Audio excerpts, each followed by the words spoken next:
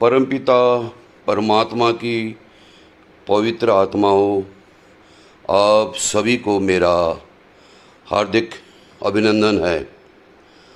आज मैं आपको बताने जा रहा हूँ श्रीमद् भागवत गीता में योगेश्वर भगवान श्री कृष्ण ने अहंकार के बारे में क्या बताया कि अहंकार कितना खतरनाक है इंसान मनुष्य के लिए, उसका किस प्रकार से पतन करता है, इसके बारे में आज आपको विस्तार पूर्वक समझाऊंगा। तो आइए श्रवण कीजिए। श्रीमद् भागवत गीता में भगवान श्री कृष्ण ने अहंकार को मनुष्य का सबसे बड़ा शत्रु और उसके आध्यात्मिक व व्यावहारिक पतन का मुख्य कारण बताया है।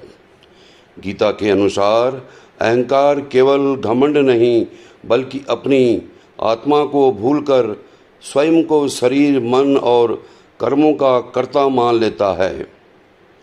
गीता के अनुसार अहंकार से कई नुकसान होते हैं। उनमें से नंबर 1 है बुद्धि का भ्रमित होना। अहंकार मनुष्य को सही और गलत को परखने की क्षमता को नष्ट कर देता है। सारे कर्म प्रकृति द्वारा किए जाते हैं, लेकिन अहंकार से भ्रमित बुद्धि वाला अज्ञानी मनुष्य सोचता है कि मैं ही करता हूँ। यह भ्रम उसे अंतहीन चिंताओं में धकेल देता है। नंबर 2, स्वयं का पतन। भगवान कहते हैं कि स्वयं का पतन और विनाश। अहंकार व्यक्ति को ईश्वरीय मार्ग से भटकाकर पतन की ओर ले जाता है। श्रीमद् भागवत गीता के अध्याय नंबर 3 के अनुसार जो लोग अहंकार और अज्ञानवश भगवत के उपदेशों की या भगवान के उपदेशों की अवहेलना करते हैं, वे अपनी चेतना को नष्ट कर बैठते हैं और अपने पतन का कारण बनते हैं। नंबर 3, भगवान श्री कृष्ण ने अहंकार को असुरी संपदा का लक्षण माना है।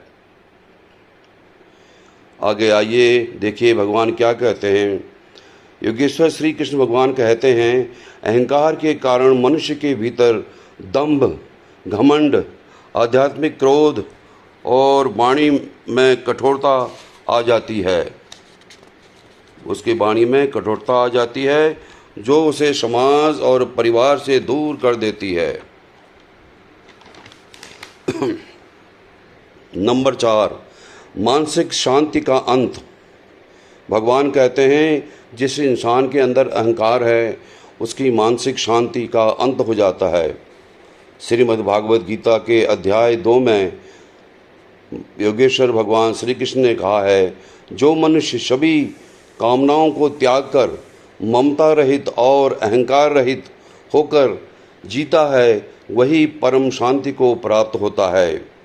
जब तक अहंकार है तब तक भय, असुरक्षा और मानसिक अशांति बनी रहती है। नंबर 5, परमात्मा से दूरी और अलगाव।